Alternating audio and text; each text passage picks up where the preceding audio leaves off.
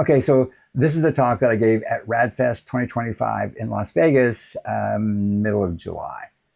And I just put it up in case y'all want to see it. Next month, I'll be 76 years old. Hell, I'll be 80 in a few years. And I love to dance, especially to EDM. It's one of my biggest passions, but I haven't always been able to. This was me just before my 60th birthday. I weighed 270 pounds. I had no energy, no endurance, no strength. I was almost 60 for Christ's sakes. I was getting old. And so I'd kind of given up on dancing. Today, I can dance till dawn. I'm stronger, fitter, I have more energy, and I live larger than I did 20 or 30 years ago. Hell, 40 years ago, if I'm being honest. Now look, this isn't about dancing. It's about freedom. The freedom to do what you love, to chase whatever lights you up. Whether it's hiking, playing with the grandkids, traveling around the world, or dancing to EDM all night. The key is having the mobility, the strength, and the vitality to go after it. But here's the reality. There ain't no free lunch. Everything has a price, right? And the bigger the benefit or the prize, the bigger the cost, the higher the price. So what's the thing that's worth any price, any sacrifice? What's the one thing that's worth everything? How about 10, 20, maybe even 30 more years? And I'm not talking about just time here. I'm talking about living life all out, full throttle, instead of in decline. That's the prize that's sitting on the table right now. But if you want to claim that prize, you got to earn it. So how do you do that? How do you earn it? By showing up. And what's the one thing that you can do that makes the biggest difference, that moves the needle the furthest, the fastest? In my opinion, it's exercise. Sure, nutrition, sleep, supplements, they all make a difference, but not like exercise. So if that's true, what is it about exercise that makes it the most powerful intervention we have for reversing the aging process? It's not just about building strength or boosting stamina. It's about what it does deep inside your cells. When you exercise, you're flipping molecular switches inside your cells that promote longevity. For starters, exercise activates autophagy, your body's built-in recycling system. Now, this is huge. Autophagy clears out cellular junk like misfolded proteins and damaged mitochondria. It breaks this junk down into its component parts and then recycles those components by building new structures out of them.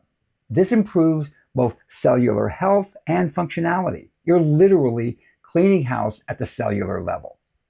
Without regular autophagy, cellular waste accumulates and function starts to fail. Your muscles start to weaken, your memory fades, your metabolism starts to crash, and aging accelerates.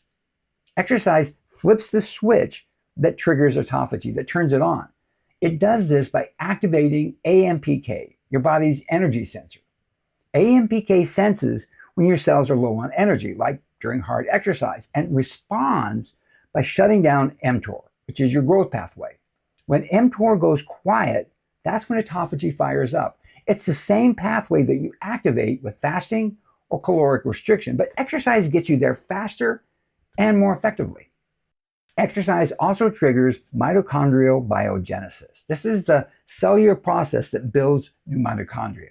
Now, mitochondria are the powerhouses that produce all the energy, all the ATP that fuels every function and process that happens in your body. The more mitochondria you have and the more efficiently they function, the better your energy, your resilience, your fat burning capacity, and your ability to recover. Damaged mitochondria are a major source of oxidative stress, and exercise helps clear them out and replace them with healthy ones. It also clears out senescent cells, those zombie cells that leave the cell cycle and stop dividing, but refuse to die. They're still metabolically active, and so they sit there leaking pro-inflammatory cytokines that drive chronic inflammation. They create a toxic environment that accelerates aging, kind of like a zombie apocalypse. Those zombie cells recruit nearby healthy cells and turn them into zombies themselves. High-intensity training flags those dysfunctional cells for removal and stimulates the immune system to clear them out. That makes exercise a natural senolytic. Exercise even rewires your epigenome, the chemical tags that attach to your DNA and control how your genes get expressed. Now, your genes don't change, but how they're read and whether they're turned on or off or expressed does. Exercise silences the genes that promote inflammation and metabolic dysfunction while flipping on the genes that repair cells, improve metabolism, and promote longevity. These changes can actually show up on DNA methylation clocks. Fit people actually test younger at the molecular level, epigenetically and biologically. Exercise improves cognition. Now, we all know how much of a hit cognition can take from aging, right? High-intensity interval training boosts a molecule called BDNF, brain-derived neurotrophic factor. BDNF grows new neurons and it improves neuroplasticity. It enhances synaptic connections. It protects against Alzheimer's and cognitive decline. As we age, the integrity of the white matter in the brain starts to decline. Connections get frayed, signaling slows down, and abilities like multitasking, processing speed, and executive function start to slip. Resistance training doesn't just strengthen your muscles, it can improve the neural infrastructure of white matter, boosting density and elevating cognitive performance. It protects against the kind of cognitive degradation that sidelines people long before their bodies wear out. Want to be just as sharp at 80 as you were at 40? This is how you get there.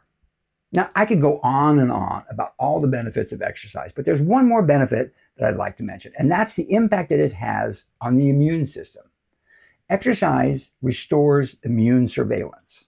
With age, the ability of natural killer and cytotoxic T cells to recognize abnormal cells and to trigger programmed cell death or apoptosis degrades. It goes into decline. They become less effective at recognizing and removing senescent, precancerous, or virally infected cells. This can lead to chronic systemic inflammation or inflammaging.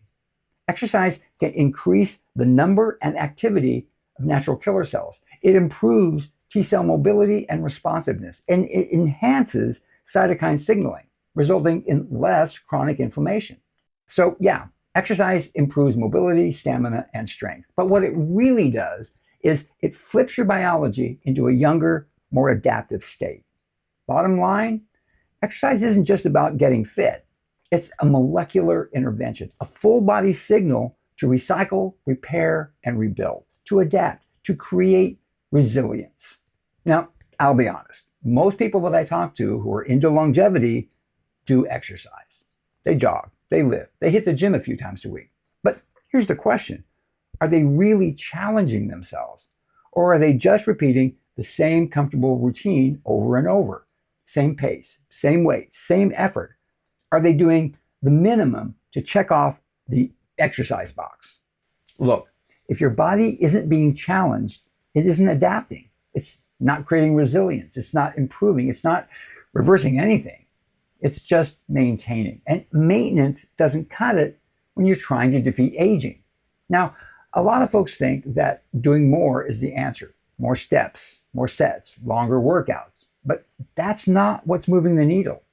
The data's crystal clear on this. The people who function at the highest levels, who have the best biomarkers, who have the lowest biological age, aren't the people who have the highest exercise volume. They're the people who bring the highest level of intensity to their workouts, the ones who make themselves the most uncomfortable, who challenge themselves the most. VO2 max is one of the strongest predictors of health span. It's your body's ability to deliver and use oxygen during peak effort. And it doesn't improve from long, slow walks. You have to work at it hard. When you train with intensity, when you hit zone 4 or 5 during cardio, you're forcing your cardiovascular system to improve. Your heart gets stronger. Your mitochondria multiply. Your insulin sensitivity improves and inflammation drops. Your biology adapts. This is the essence of hormesis, the idea that controlled stress creates resilience.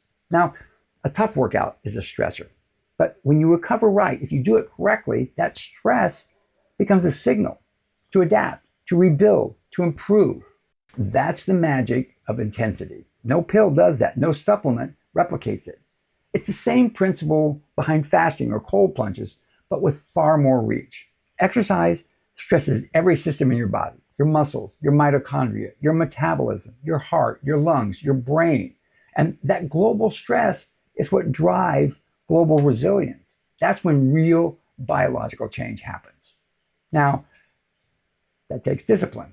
And discipline, as Iron Mike Tyson's trainer Gus D'Amato said, is doing what you hate to do, but doing it like you love it.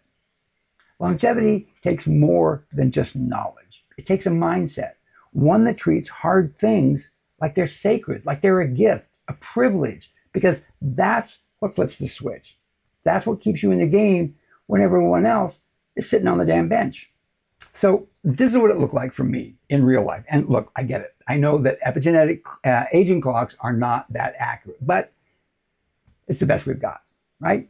So in 2021, I did my first epigenetic methylation biological aging test using True Diagnostic because, in my opinion, they're the best. And I'll be honest, I didn't know what it was going to show. I've been working out, eating clean, dialing in my protocol, but I didn't know how much of it was actually moving the needle. The result? It showed that my biological age was about 10 years younger than my chronological age. Now, that was awesome. It demonstrated that what I've been doing was working. But here's what's interesting. I've tested every year since then, and every year my biological age has continued to drop by a few years. When I tested in 2023, the difference had grown to 13 years. On the Rejuvenation Olympics leaderboard, that was enough to put me in 12th place out of nearly 2,000 entries. Now, I just tested again this year, but the results aren't in yet, and I'm hoping that it will have continued to drop. If it has, that means that for the last 5 years running, my clock keeps ticking backwards. If anybody says that reversing your biological age is impossible, that turning back the clock can't be done, that moving, dancing, like you did 20 or 30 years ago, just isn't realistic, I'm here to tell you, that's bullshit. Don't you believe it. In the war on aging, exercise is a goddamn weapon. Now, here's the reality. You got to do all the things. You can't do just exercise, obviously. You got to have a clean diet. You got to take supplements. You got to get good sleep and recover. You got to do what I call the interventions, the various protocols and therapies that longevity science has identified as potential game changers. Things like plasmapheresis, stem cell therapy, red light therapy, HBOT. But here's the deal. In order to live the life that I want to live, I need strength, power, stamina, mobility, a high level of fitness. Now, nutrition, supplements, interventions, they can build on those abilities, but they can't create those abilities in the first place. Only exercise does that. Now, look, I get it. None of this happens overnight. This isn't a phase. This is a lifelong pursuit. It takes time. Build it slowly, but build it to last. Because ultimately, this isn't even about exercise. It's about freedom, about taking back the power to do whatever you want at any age. Because only that power to do whatever lights you up, that's what becomes the weapon that'll defeat aging.